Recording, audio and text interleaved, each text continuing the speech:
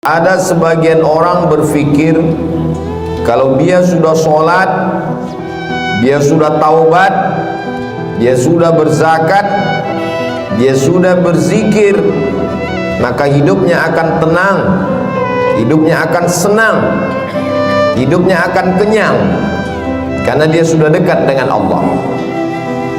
Tapi kemudian setelah dia berhijrah, bertaubat, zikir dan sholat, ternyata rezekinya tidak lancar. Lalu kemudian hidupnya penuh dengan kesulitan dan kesusahan. Muncul bertanya-tanya dalam hatinya, mana keadilan Tuhan? Tidak sedikit manusia modern yang awalnya buat dosa maksiat, lalu kemudian bertaubat, kembali lagi, bahkan menjadi, na'udzubillah, menjadi lebih jahat dari sebelumnya. Ini semua berawal dari salah berpikir.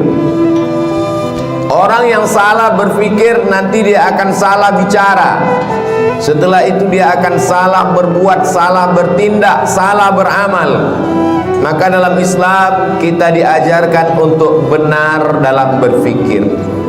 Kalau kita sudah hijrah, sudah taubat, sudah sholat, sudah zikir, sudah zakat, bukan berarti ujian tidak datang menerpa hidup kita.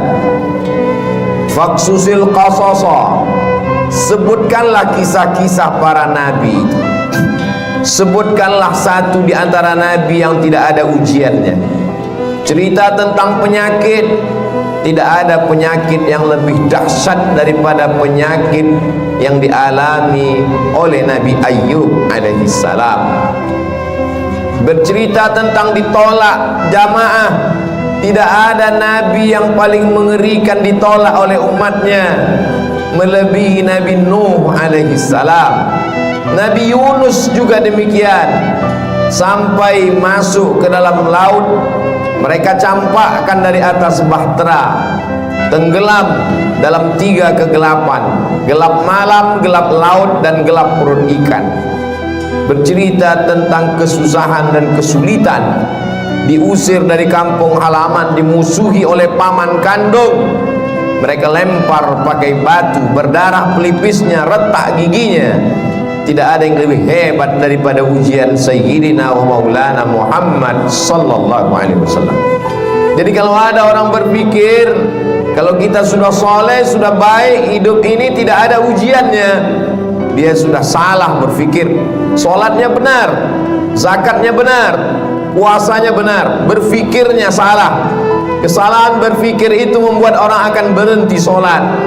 Tetangga saya yang tidak sholat, tidak pernah ke masjid, badannya sehat, rezekinya lancar, semua berawal dari kesalahan berpikir. Hidup ini adalah ujian. Ujian itu tidak hanya penyakit, ujian tidak hanya kemiskinan. Bahkan dalam Quran dikatakan wa balawnahum bil hasanat, kami uji mereka dengan yang enak-enak. Jabatan adalah ujian. Di antara yang diuji dengan jabatan adalah Nabi Daud alaihissalam. Harta adalah ujian. Di antara nabi yang diuji dengan harta adalah Nabi Sulaiman alaihissalam. Kebagusan paras rupa yang ganteng juga adalah ujian. Di antara nabi yang diuji dengan paras rupa yang ganteng itu adalah Nabi Yusuf alaihissalam.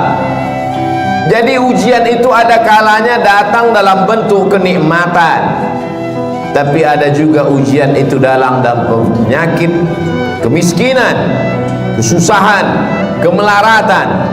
Maka kalau kita pahami dengan baik, semuanya adalah ujian. Yang lulus siapa?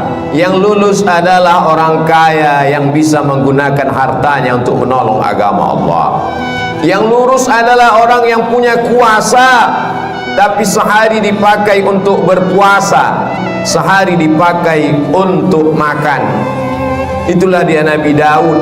Ahabbus shaum ilallah shaumi Daud. Puasa yang paling disukai Allah, puasa Nabi Daud. Mengapa demikian?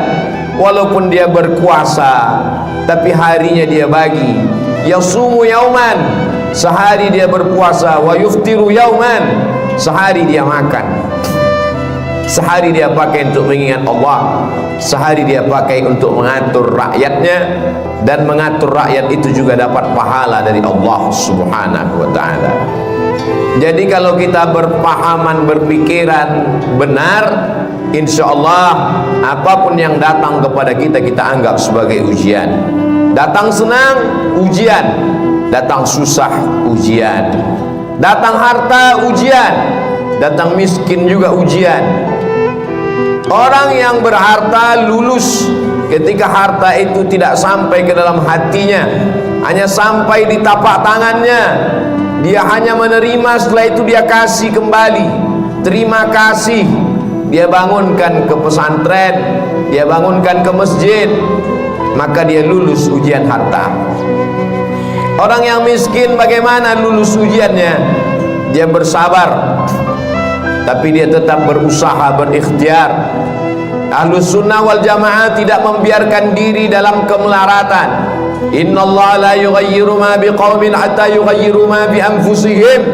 Allah tidak merubah suatu kaum sampai mereka berusaha untuk merubah diri mereka sendiri. Gunakan potensi yang ada pada diri, jalin silaturahim, buka usaha.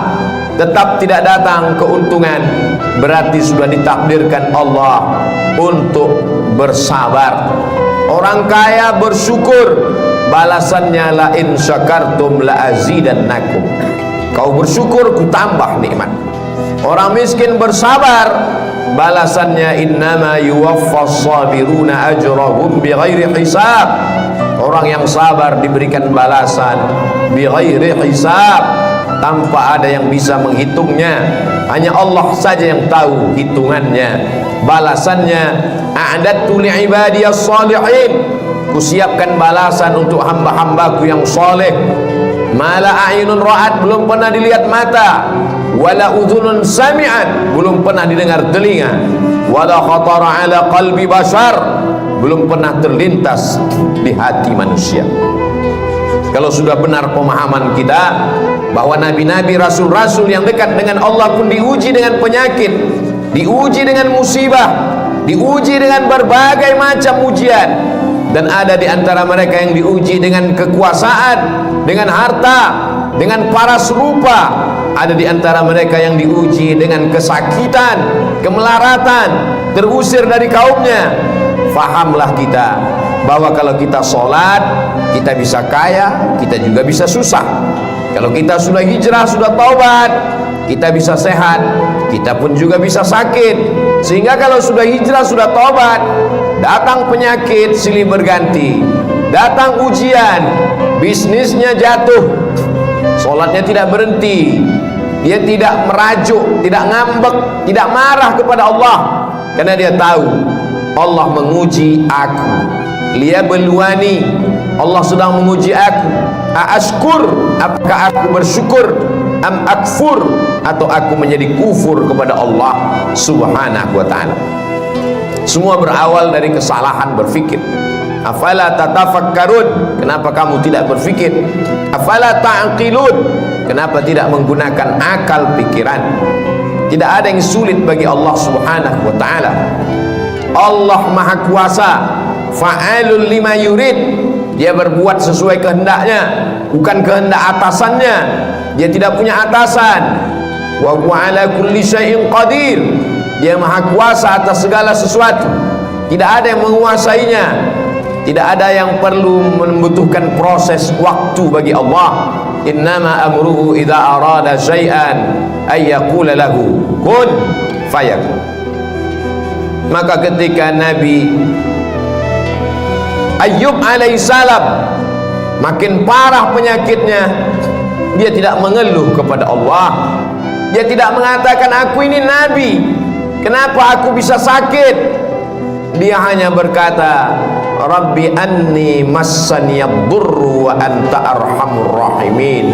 Rabbi, ya Allah, anni, aku, massaniyad-durru, aku kena penyakit, wa anta arhamur rahimin, engkau maha penyayang di antara yang sayang. Kalau kita teliti satu persatu doa Nabi Ayyub itu, tidak ada dia minta sembuh, Rabbi, ya Allah, anni, sesungguhnya aku, massaniyad durru, aku kena penyakit, wa anta arhamur rahimin, engkau maha penyayang di antara yang sayang. Lalu di mana kita yang meneteskan air mata hanya karena sesuatu yang belum ada apa-apanya dibandingkan Nabi Ayyub alaihissalam?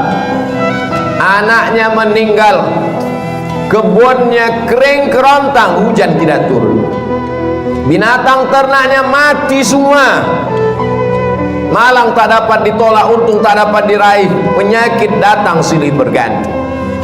Imannya tidak berubah, dia malu meminta kepada Allah Subhanahu wa ta'ala. Begitu juga ketika Nabi Yunus alaihissalam masuk ke dalam perut ikan, dia tidak ada mengeluh, dia tidak ada meminta kepada Allah, dia hanya berkata la ilaha illa anta subhanak inni kuntu minadh dhalimin. Sekarang kita teliti satu-satu perkata doanya itu.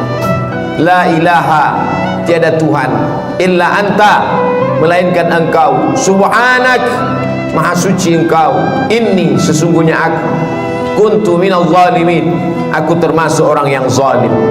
Tidak ada dia minta keluarkan aku dari perut ikan ini, ya Allah, aku ini nabi, kenapa aku terusir dari kampungku? Mengapa aku ketika diundi di antara para penumpang kapal, kenapa namaku yang keluar sehingga aku yang terbuang? Kenapa aku ditelan ikan? Tidak ada. Dia hanya berkata la ilaha illa anta subhanak inni kuntu minadh dhalimin. Mereka adalah orang-orang yang sudah putus hakikat tauhidnya.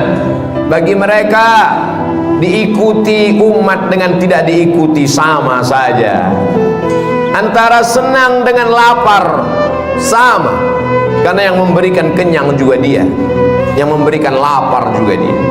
Hari ini begitu banyak orang yang berkata alhamdulillah ketika kenyang, lupa kepada Allah saat lapar. Atau ada juga terjadi sebaliknya, waktu lapar ingat Allah, setelah kenyang lupa kepada Allah.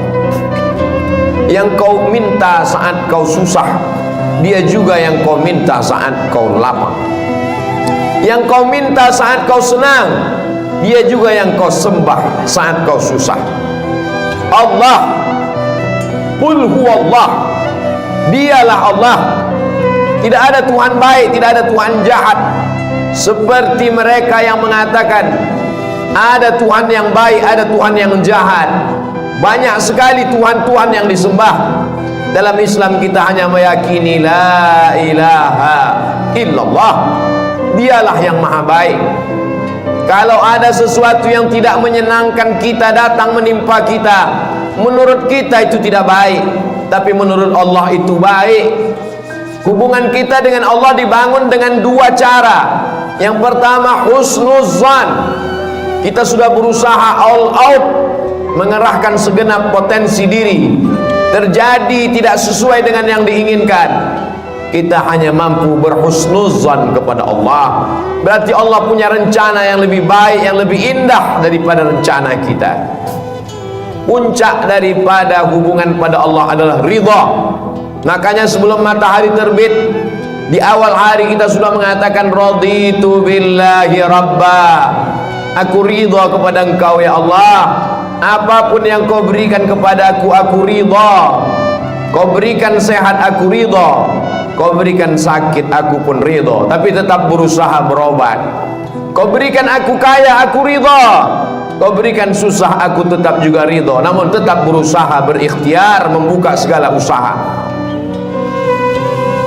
Orang yang masuk ke dalam surga itu nanti ditanya Allah, ya ahlal jannah, hai penghuni surga, kamu sudah mendapatkan semua balasan, mau apa lagi? Penghuni surga menjawab, ada satu yang belum kami dapat. Apa? Ridhaka, kami belum dapat ridhamu. Yang lain kami sudah dapat. Kata Allah, yang dapat ridhaku cuma satu, orang yang ridha menerima takdir.